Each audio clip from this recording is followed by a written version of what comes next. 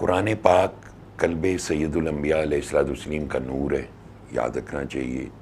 انہی کے قلب مطہر پہ یہ پاک کلام اترا، یہ اسی میں ہماری نجات ہے، یہی ہماری بقا ہے، اسی سے ہم اللہ کی بارگاہ میں سرخرو ہو سکتے ہیں۔ اس کو سن کے، چونکہ قرآن یہ کہتا ہوں لوگوں کو بشارت دے دیجئے جو اس کو سنتے ہیں، جو اس کی اچھی طرح پیروی کرتے ہیں۔ قلندر پاک رحمۃ اللہ علیہ، آپ نے بہت ساری باتیں سنی، وہ بظاہری طور پر اللہ کے خیال کو، اللہ کے خیال سے قلوب کو روشن کرنے آئی تھی، کیونکہ جب انہوں نے کہا کہ ہم مردوں کو نہیں مردہ دلوں کو زندہ کرنے آئے، تو جو مردہ دل ہوتا ہے، مردے کا دل تو کبھی نہیں نہ سوچ سکتا ہے، نہ دیکھ سکتا ہے، نہ بول سکتا ہے۔ تو ہم زندہ تھے، مجھے کہا کرتے تھے سید بابا یہ سڑکوں پہ دیکھو کتنے لوگ تمہیں زندہ نظر آئیں گے، لیکن یہ زندہ نہیں ہیں، یہ مردہ ہیں، کیونکہ ان کے دل مردہ ہیں۔ سماعت قرآن کا پیغام پھیلانا اس لیے بھی ضروری ہے کہ ہم بھی، یعنی ہمارے سمیت کوئی، ہم اس سے باہر نہیں ہیں، اس کیٹیگری سے، ہم نے بھی یہ سنا، ہم نے بھی یہ پھیلایا، تو اس کے پھیلانے سے ہمارے اندر ایک زندگی آئی، دل دوبارہ زندگی کی طرف لوٹا۔ اس سے بہت ساری جو نفسی اوصاف، جو اخلاقی گراوٹ یا گناہ جو ہم پہ حاوی تھے، وہ اللہ تعالیٰ نے اپنی رحمت سے ان کو دور کر دیا۔ اور یہی قلندر پاک کا جو مشن تھا، وہ در حقیقت انسانوں کو اللہ کی طرف موڑنے کا تھا۔ وہ ڈیوٹی کے فقیر تھے، وہ ملامتی تھے، وہ صاحب جذب تھے۔ آپ نے بہت سارے واقعات راجہ صاحب کی زبانی سنے، بہت سارے واقعات میں اکثر آپ کو سناتا رہتا ہوں۔ اس سے قطعی طور پر ان کی ٹوٹل باطنی جو ایلیویشن ہے، جو اللہ کے یہاں قبولیت ہے، اس کا اندازہ نہیں ہو سکتا، چونکہ اگر چھوٹے کو پتہ چل جائے بڑا کون ہے، تو پھر چھوٹا اور بڑا برابر ہو گئے۔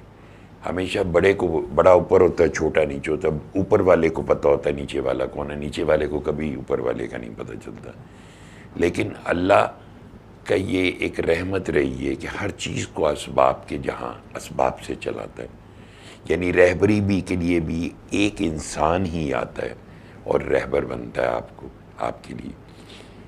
وہ تو کہانیاں تو ہیں، وہ میوزک بھی علاج کرتے تھے، دھمال ڈلواتے تھے، یہ ساری چیزیں، لیکن at the end of the day وہ جا چکے۔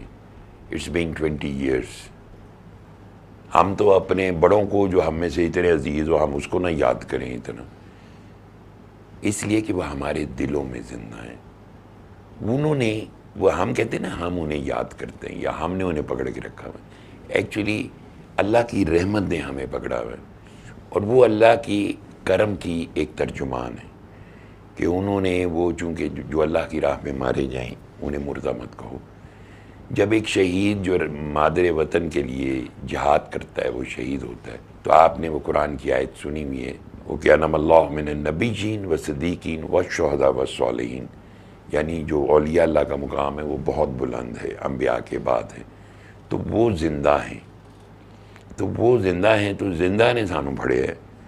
اور یہ اسی کدی زندہ دل کدی مردہ دل، ادھ کچے ادھ پکے، ادھر کبھی دنیاوی خواہش نہیں بس یہی کہ اتنے وہ ٹوٹل کود پڑا آتش نمرود میں، عشق عقل میں تماشا ہے لبے بام ابھی۔ ہم قلندر پاک رحمۃ اللہ علیہ کو اتنا فالو کرنا چاہتے جتنا سانوں سوٹ کر دے۔ وہ ٹوٹل کود پڑنا جو ہے نا، وہ عشق کا مسافر ہوتا ہے۔ وہ اب ہر انسان، ہم جتنا بھی چل رہے اس رحمت سے ہی چل رہے ہیں۔ ہم اپنی طاقت سے نہیں چل سکتے، اپنے عمل کی طاقت سے نہیں چل سکتے۔ یاد رکھیے گا، وہ اس کا کرم ہو تو سارے ہی ٹور بہندے نے، وہ اور ایک اس کی رحمت ہے کہ وہ جس کو چلانا چاہتا ہے وہ کردار نہیں دیکھتا، وہ اعمال نہیں دیکھتا۔ سو یہ ساری ڈائمینشنز، یہ اللہ کے دوستوں کا جہان، یہ اللہ نے ہم پر انعام کیا، کرم کیا۔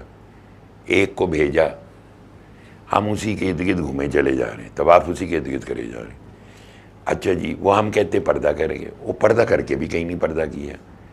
یعنی جو بندہ چلا جائے اس کا کوئی اتنا تواتر سے ذکر تو نہیں ہوتا، کیا ہم انہی کے ذکر کرتے جائیں؟ آج آ کے ہم ادھر ہی گھوم رہے ہیں۔ مزار بن رہا ہے، اچھا جی بہت شاندار بن رہا ہے، اچھا جی یہ بھی اب ہم اور بھی کوئی چیز ڈھونڈ رہے ہیں کہ اب کیا کرنا ہے اس کے بعد.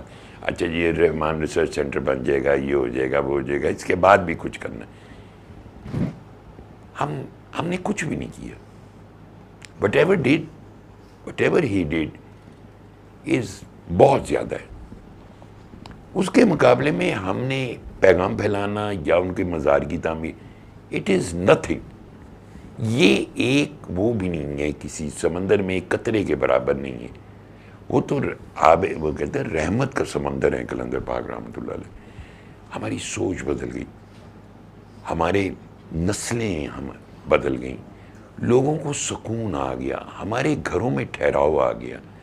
ہم جو آپس میں ہر وقت لڑنے مننے کے لیے تیار رہتے تھے، اب کم از کم ایک دوسرے کی طرف مسکرا کے تو دیکھتے ہیں. اتنا بڑا کرم یار، یہ تو ہم اپنے طور پر نہیں حاصل کر سکتے تھے. تو اس لیے اللہ پاک نے جو قرآن پاک میں فرمایا سورہ رحمان میں فَبِأَيِّ آلَاءِ رَبِّكُمَا تُكَذِّبَانِ، تو تم اپنے رب کی کن کن نعمتوں کو جھٹلاؤ گے. تو وہ جتنی نعمتیں ہیں اس کا تو ہمیں اندازہ ہی نہیں ہے کہ اگر ایک اللہ کا دوست یا فقیر نہ آتا تو ہم تو پتہ نہیں کہاں ہوتے، کس حال میں ہوتے، کس بربریت میں ہوتے، کس ظلم میں ملوث ہوتے، ظالم بن گئے ہوتے.